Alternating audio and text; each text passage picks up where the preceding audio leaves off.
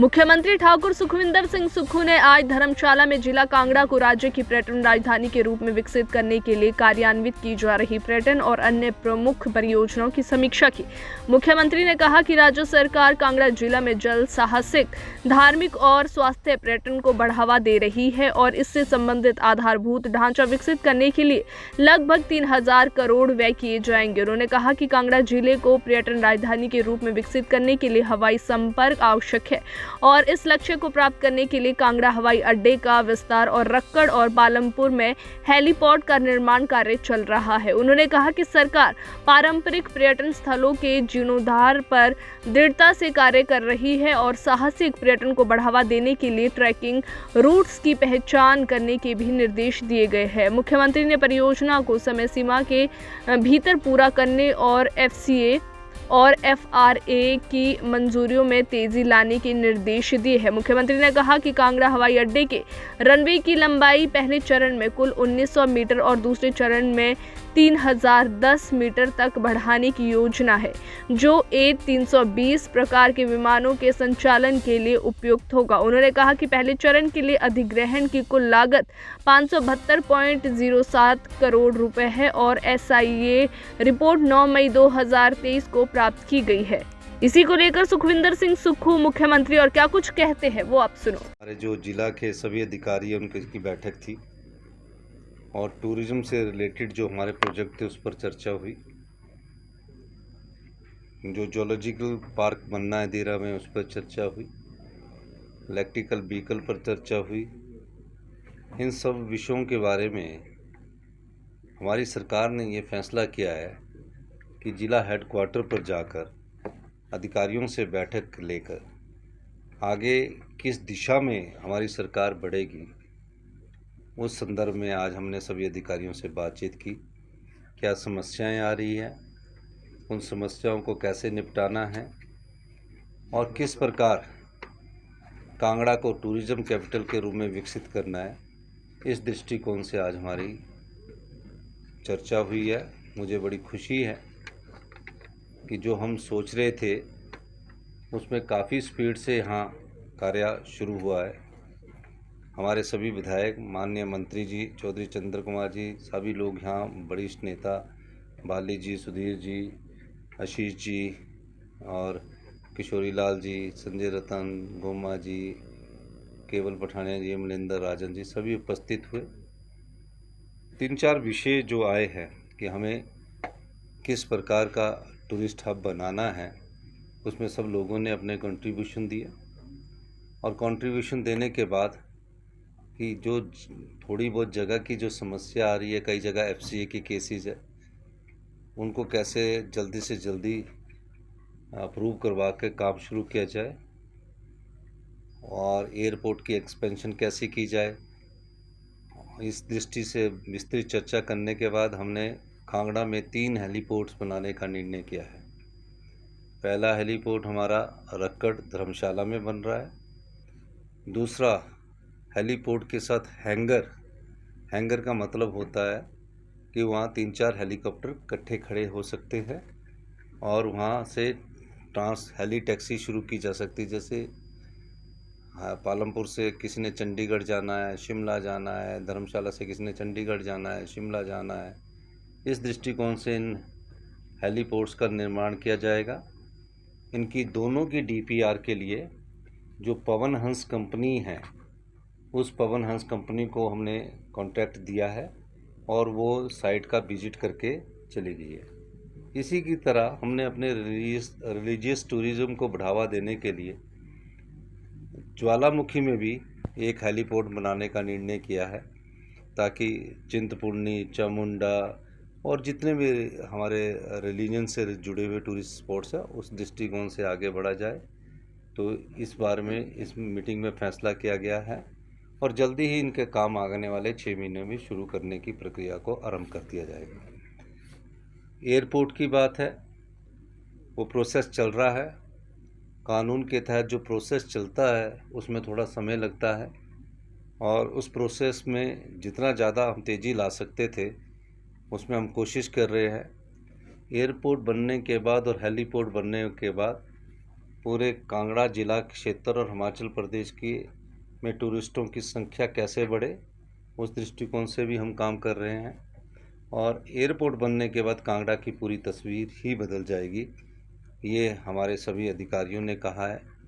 Tourist कैसे हिमाचल में आए, उस दृष्टिकोण से हमने आगे कैसे कार्य करना है। मैं जैसे कि डेस्टिनेशन मैरिज का टूरिज़्म है, इंटरनेशनल कन्वेंशन सेंटर्स हमारा यहाँ बन रहा है, वेलनेस सेंटर बन रहा है, और सब प्रकार से टूरिज़्म को कैसे बढ़ावा देना है, उस बारे में आज मेन एजेंडा ये था। और एक इंटरनेशनल स्टैंडर्ड का हमारा जूलॉजिकल पार्क जो देरा में बन रहा है, उसकी प्रेजेंटेशन भी थी, जिसके 600 करोड़ रुपया उसमें खर्च आएगा। 230 करोड़ का इनिशियल एस्टिमेट है, जिसका कार्य आने वाले समय में 1-2 महीने में उसकी बाउंड्री वॉल जो है उसका कार्य शुरू कर दिया जाएगा। और बाउंड्री वॉल का जो काम है वो उसका एस्टिमेट बन रहा है और इसका काम को हिमुडा के माध्यम से किया जाएगा। आइस स्केटिंग रिंक बने, रोलर स्केटिंग रिंक बने, और इस दृष्टिकोण से धर्मशाला में जगह का चयन कर लिया गया है। और थोड़ा सा और भी उसके साथ जो और जगह है उसको भी ले लिया गया है। गोल्फ कोर्स बने, उस दृष्टि से हमने कार्य कर रहे हैं। गोल्फ कोर्स में कितने होल का बनना है, उसमें इंटरनेशनल स्टैंडर्ड का हमने कंसल्टेंट अपॉइंट कर दिया है। पालमपुर में रोपवेज बनना है, जो पालमपुर से थाथरी वाला जो रोपवेज है उसकी काफ़ी एडवांस स्टेज में हमारे आगे काम चल रहा है। नड्डी में कैसे इको टूरिज़्म विकसित किया जाए, उस दृष्टि से भी हम लोग काम कर रहे हैं कि और ट्रैकिंग रूट भी डेवलप किया जाए।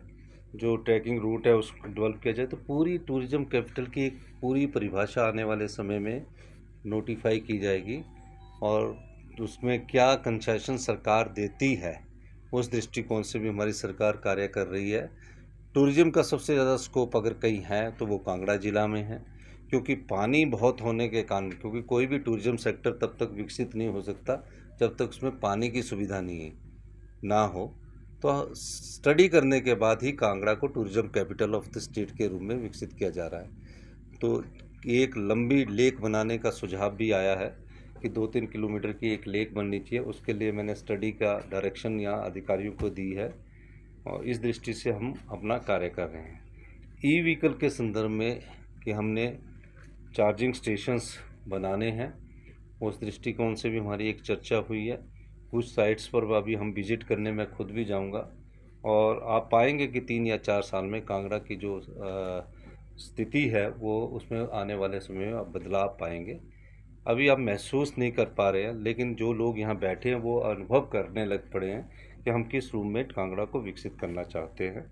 तो आज मेन मीटिंग का जो मकसद था वो कांगड़ा को टूरिज़्म के हब के रूप में कैसे विकसित किया जाए, और 24 घंटे का टूरिस्ट 24/7 टूरिस्ट कैसे है, उस दृष्टिकोण से भी हमारी सरकार कार्य कर रही है।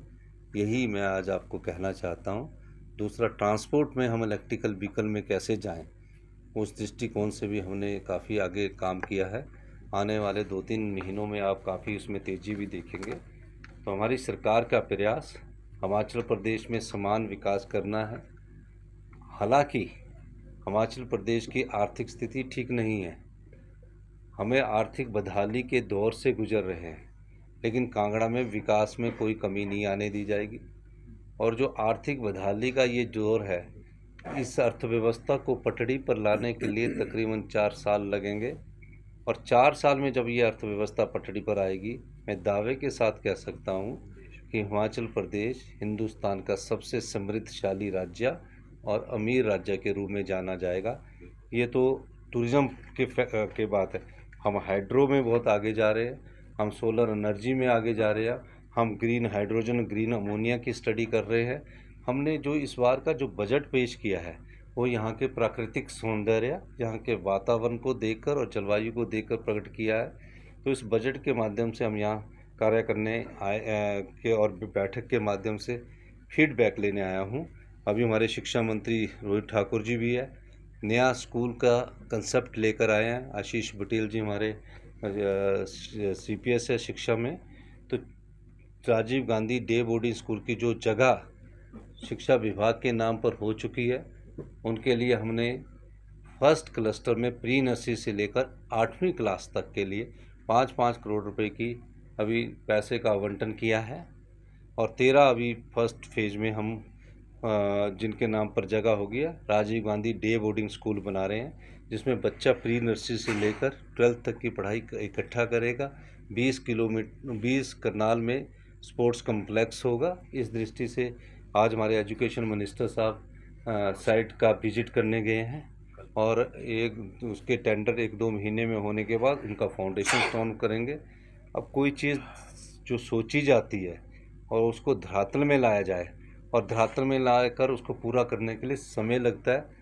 आप देखेंगे कि इन स्कूलों में आने वाले समय में बेस्ट इंफ्रास्ट्रक्चर, वर्ल्ड के बेस्ट इंफ्रास्ट्रक्चर होंगे जो गांव के बच्चे जिसमें पढ़ेंगे। गांव के बच्चों के प्राइमरी स्कूल्स को उसके इर्द गिर्द के 3-4 किलोमीटर के स्कूल्स में वो बच्चे वहाँ आकर पढ़ेंगे। ये सिर्फ गांव के बच्चों के स्कूल है और इसमें प्रथम क्लास से लेकर इंग्लिश मीडियम होगा। हमारे जो संस्कृति और संस्कारों का एक सब्जेक्ट होगा, हमारे जो नेशनल लीडर है उनका भी एक सब्जेक्ट होगा। तो इस चीज़ से एक सब्जेक्ट नहीं, एक लेसन होगा। लेकिन इन सब चीज़ों को हम आने वाले समय में आप यहाँ पाएंगे कि हिमाचल प्रदेश में शिक्षा में व्यवस्था परिवर्तन हो रहा है, पर्यटन में व्यवस्था परिवर्तन हो रहा है, इंफ्रास्ट्रक्चर में व्यवस्था परिवर्तन हो रहा है। ये सब चीज़ें आने वाले समय में आप पाओगे। इस संदर्भ में कांगड़ा के में हमने अपनी बैठक बुलाई थी। आपने हमारी बात सुनी, आपका बहुत बहुत धन्यवाद।